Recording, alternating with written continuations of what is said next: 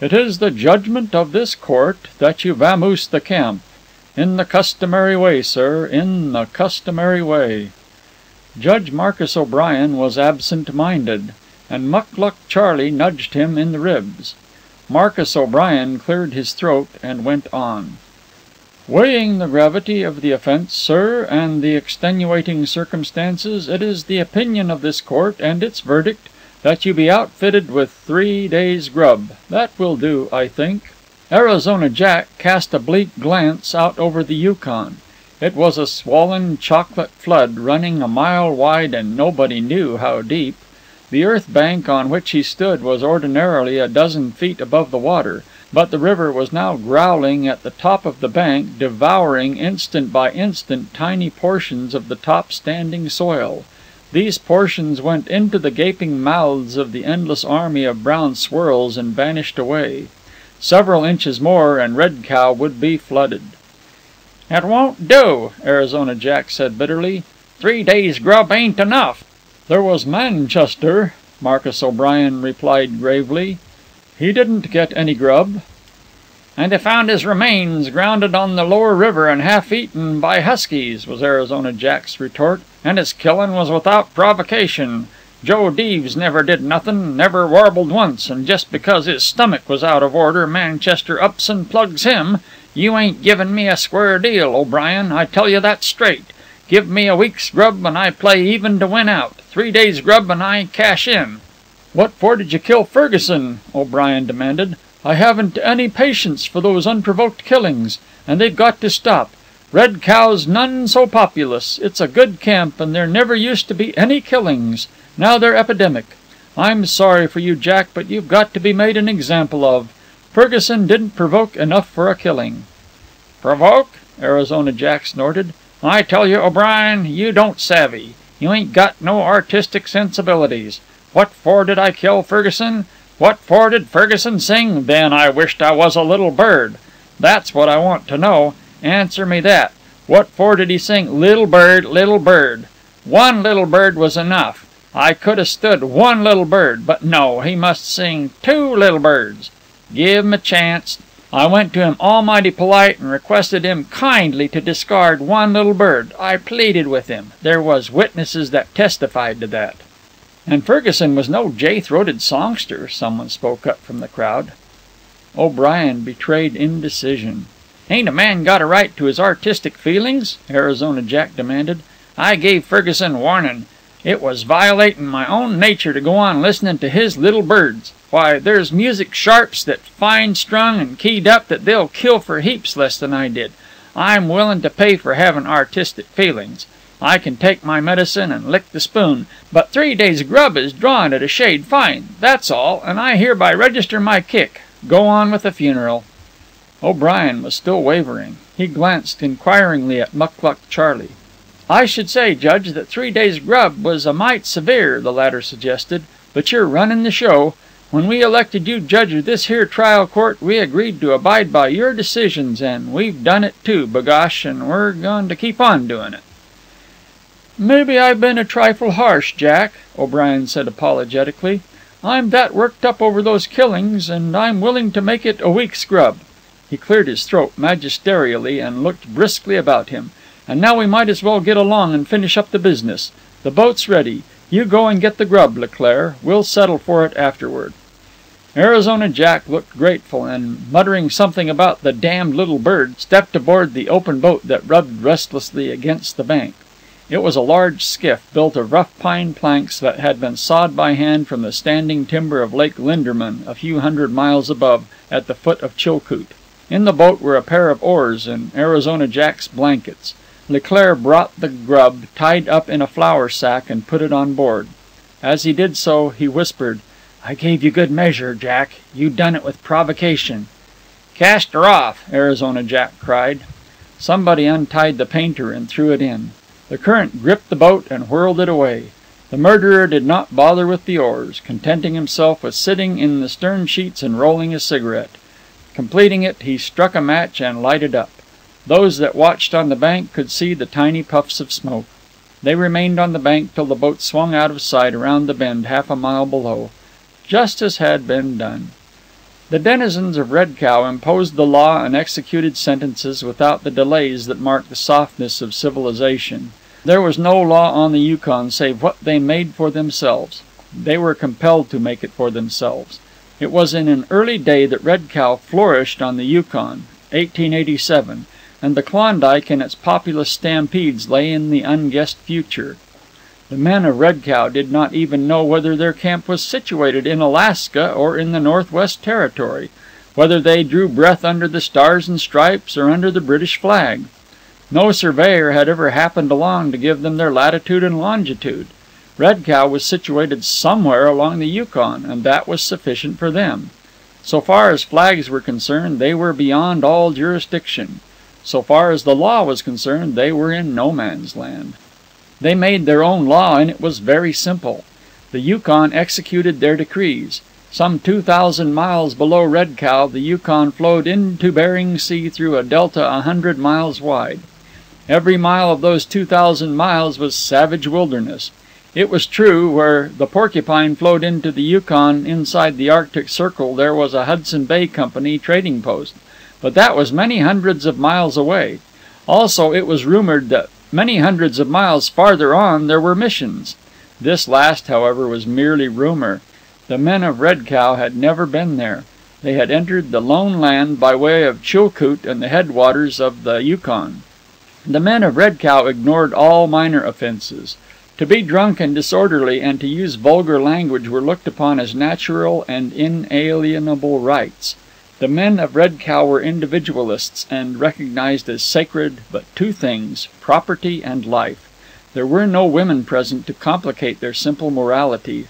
There were only 3 log cabins in Red Cow, the majority of the population of 40 men living in tents or brush shacks, and there was no jail in which to confine malefactors. While the inhabitants were too busy digging gold or seeking gold to take a day off and build a jail.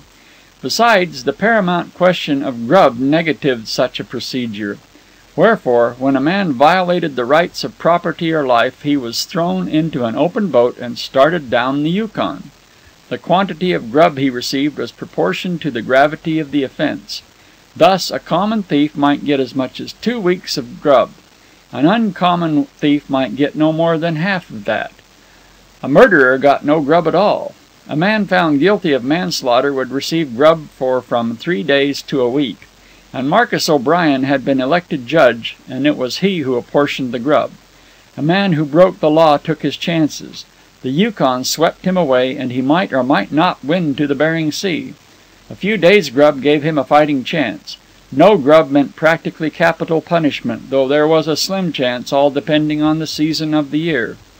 Having disposed Arizona Jack and watched him out of sight, the population turned from the bank and went to work on its claims, all except Curly Jim, who ran the one faro layout in all the Northland and who speculated in prospect holes on the sides.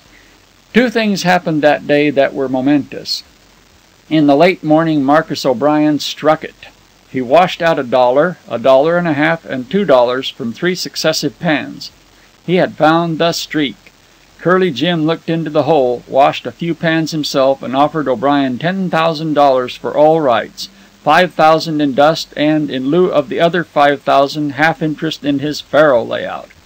O'Brien refused the offer.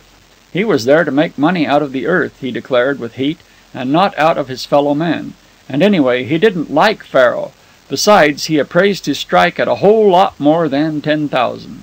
The second event of moment occurred in the afternoon when Siskiyou Pearly ran his boat into the bank and tied up. He was fresh from the outside, and had in his possession a 4-months-old newspaper.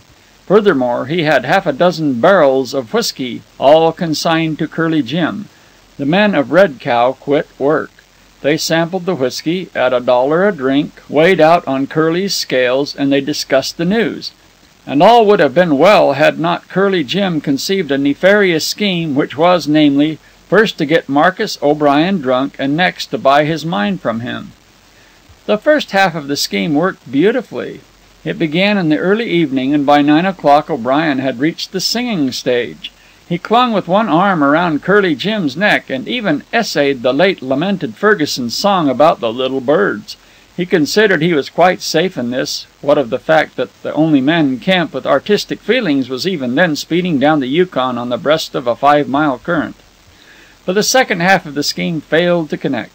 No matter how much whiskey was poured down his neck, O'Brien could not be brought to realize that it was his bounden and friendly duty to sell his claim. He hesitated, it is true, and trembled now and again on the verge of giving in. Inside his muddled head, however, he was chuckling to himself. He was up to Curly Jim's game and liked the hands that were being dealt him. The whiskey was good. It came out of one special barrel and was about a dozen times better than that in the other 5 barrels. Siskiyou Pearly was dispensing drinks in the bar room to the remainder of the population of Red Cow, while O'Brien and Curly had out their business orgy in the kitchen. But there was nothing small about O'Brien. He went into the bar room and returned with Mucluc Charley and Percy Leclaire. "Business associates of mine, business associates," he announced, with a broad wink to them and a guileless grin to Curly. "Always trust their judgment, always trust 'em. They're all right.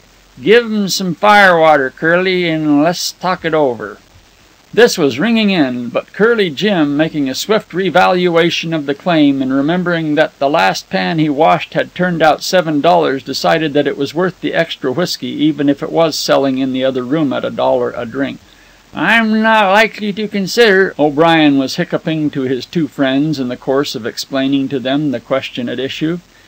"Who, me, sell for $10,000? No, indeed. I'll dig the gold myself, and then I'm going down to God's country. Southern California. That's the place for me to end my declining days. And then I'll start. As I said before, then I'll start. What did I say I was going to start?" "Ostrich farm," Mucluc Charley volunteered. "Sure, just what I'm going to start." O'Brien abruptly steadied himself and looked with awe at Mucluc Charley. "How did you know?" "Never said so. Just thought I said so. You're a mind reader, Charley. Let's have another." Curly Jim filled the glasses and had the pleasure of seeing $4 worth of whiskey disappear, $1 worth of which he punished himself.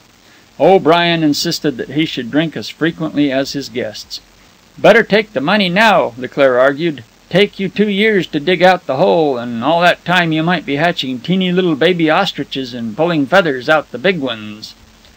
O'Brien considered the proposition and nodded approval. Curly Jim looked gratefully at Leclaire and refilled the glasses. "Hold on there," sputtered Mucluc Charley, whose tongue was beginning to wag loosely and trip over itself. "As your father confessor, there I go, as your brother, oh, hell." He paused and collected himself for another start. "As your friend, business friend, I should say, I would suggest, rather, I would take the liberty, as it was, to mention, I mean, suggest that there may be more ostriches. Oh, hell." He downed another glass and went on more carefully. "What I'm driving at is what I'm driving at?" He smote the side of his head sharply 6 times with the heel of his palm to shake up his ideas. "I got it!" he cried jubilantly. "Supposin' there's slathers more than $10,000 in that hole?" O'Brien, who apparently was all ready to close the bargain, switched about. "Great!" he cried. "Splendid idea! Never thought of it all by myself." He took Mucluc Charley warmly by the hand. "Good friend! Good associate!" He turned belligerently on Curly Jim. "Maybe $100,000 in that hole. You wouldn't rob your old friend, would you, Curly? Course you wouldn't. I know you. Better'n yourself. Better'n yourself. Let's have another. We're good friends, all of us. I say, all of us." And so it went. And so went the whiskey, and so went Curly Jim's hopes, up and down. Now Leclaire argued in favor of immediate sale, and almost won the reluctant O'Brien over, only to lose him to the more brilliant counter-argument of Mucluc Charley. And again it was Mucluc Charley who presented convincing reasons for the sale, and Percy Leclaire who held stubbornly back.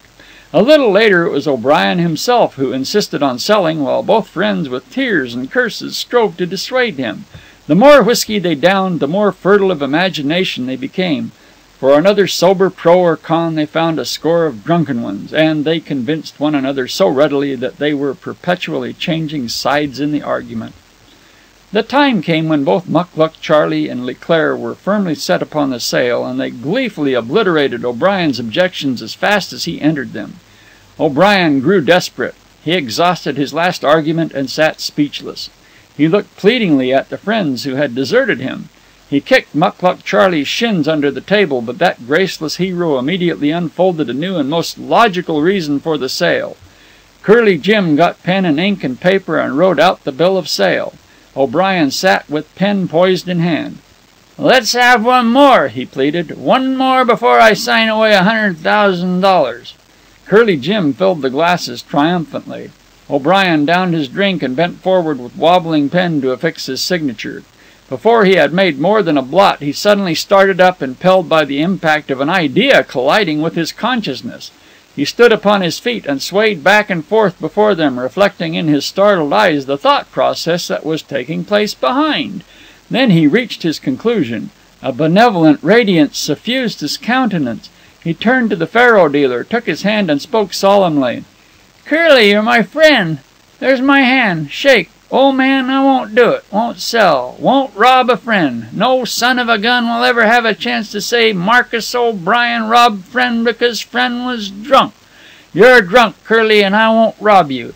Just had the thought, never thought it before. Don't know what the matter with me, but never thought it before. Just suppose, Curly, my old friend, just suppose there ain't 10,000 in the whole damn claim. You'd be robbed. No, sir, won't do it. Marcus O'Brien makes money out of the ground, not out of his friends." Percy Leclaire and Mucluc Charlie drowned the faro dealer's objections in applause for so noble a sentiment. They fell upon O'Brien from either side, their arms lovingly about his neck, their mouths so full of words they could not hear Curly's offer to insert a clause in the document to the effect that if there weren't 10,000 in the claim, he would be given back the difference between yield and purchase price. The longer they talked, the more maudlin and the more noble the discussion became. All sordid motives were banished. They were a trio of philanthropists striving to save Curly Jim from himself and his own philanthropy. They insisted that he was a philanthropist. They refused to accept for a moment that there could be found one ignoble thought in all the world. They crawled and climbed and scrambled over high ethical plateaus and ranges, or drowned themselves in metaphysical seas of sentimentality. Curly Jim sweated and fumed and poured out the whiskey. He found himself with a score of arguments on his hands, but not one of which had anything to do with the gold mine he wanted to buy. The longer they talked, the farther away they got from that gold mine, and at 2 in the morning Curly Jim acknowledged himself beaten. One by one he led his helpless guests across the kitchen floor and thrust them outside. O'Brien came last, and the three, with arms locked for mutual aid, titubated gravely on the stoop. "Good business man, Curly," O'Brien was saying. "Must say like your style. Fine and generous, free-handed hospitality. Credit to you. Nothing base and grasping in your make-up. As I was saying." But just then the faro dealer slammed the door. The three laughed happily on the stoop. They laughed for a long time. Then Mucluc Charlie essayed speech. "Funny? Laughed so hard ain't what I want to say. My idea is what wash it? Oh, got it. Funny how ideas slip. Elusive idea chasing elusive idea. Great sport. Ever chase rabbits, Percy, my friend? I had dog. Great rabbit dog. Wash his name? Don't know name. Never had no name. Forget name. Elusive name. Chasing elusive name. No idea. Elusive idea. But got it. What I want to say was, oh, hell." Thereafter there was silence for a long time. O'Brien slipped from their arms to a sitting posture on the stoop, where he slept gently. Mucluc Charlie chased the elusive idea through all the nooks and crannies of his drowning consciousness. Leclaire hung fascinated upon the delayed utterance. Suddenly the other's hand smote him on the back. "Got it!" Mucluc Charlie cried in stentorian tones. The shock of the jolt broke the continuity of Leclaire's mental process. "How much to the pan?" he demanded. "Pan nothin'," Mucluc Charlie was angry. "Idea, got it. Got leg hold, ran it down." Leclaire's face took on a rapt, admiring expression, and again he hung upon the other's lips. "Oh, hell," said Mucluc Charlie. At this moment the kitchen door opened for an instant, and Curly Jim shouted, "Go home!" "Funny," said Mucluc Charlie. "Shame idea. Very shame is mine. Let's go home." They gathered O'Brien up between them and started. Mucluc Charlie began aloud the pursuit of another idea. Leclaire followed the pursuit with enthusiasm. But O'Brien did not follow it. He neither heard, nor saw, nor knew anything. He was a mere wobbling automaton, supported affectionately and precariously by his two business associates. They took the path down by the bank of the Yukon. Home did not lie that way, but the elusive idea did. Mucluc Charley giggled over the idea that he could not catch for the edification of Leclaire. They came to where Siskiyou Pearly's boat lay moored to the bank. The rope with which it was tied ran across the path to a pine stump. They tripped over it and went down, O'Brien underneath. A faint flash of consciousness lighted his brain. He felt the impact of bodies upon his and struck out madly for a moment with his fists. Then he went to sleep again. His gentle snore arose in the air, and Mucluc Charley began to giggle. "New idea," he volunteered. "Brand new idea. Just caught it. No trouble at all. Came right up and I patted it on the head. It's mine. Brian's drunk. Beastly drunk. Shame, damn shame. Learn him a lesson. Trash Pearly's boat. Put Brian in Pearly's boat. Cast it off. Let her go down Yukon. Brian wake up in mornin'. Current too strong. Can't row boat 'gainst current. Mush walk back. Come back madder'n hatter. You and me headin' for tall timber. Learn 'em lesson. Yes, shame. Learn 'em lesson." Siskiyou Pearly's boat was empty, save for a pair of oars. Its gunwale rubbed against the bank alongside of O'Brien. They rolled him over into it. Mucluc Charley cast off the painter, and Leclaire shoved the boat out into the current.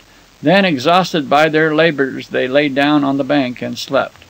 Next morning all Red Cow knew of the joke that had been played on Marcus O'Brien. There were some tall bets as to what would happen to the two perpetrators when the victim arrived back.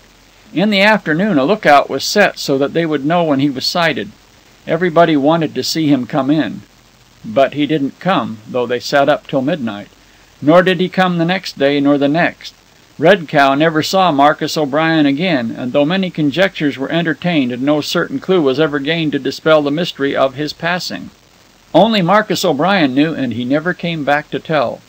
He awoke next morning in torment. His stomach had been calcined by the inordinate quantity of whiskey he had drunk, and was a dry and raging furnace. His head ached all over, inside and out, and worse than that was the pain in his face. For 6 hours countless thousands of mosquitoes had fed upon him, and their ungrateful poison had swollen his face tremendously. It was only by a severe exertion of will that he was able to open narrow slits in his face through which he could peer.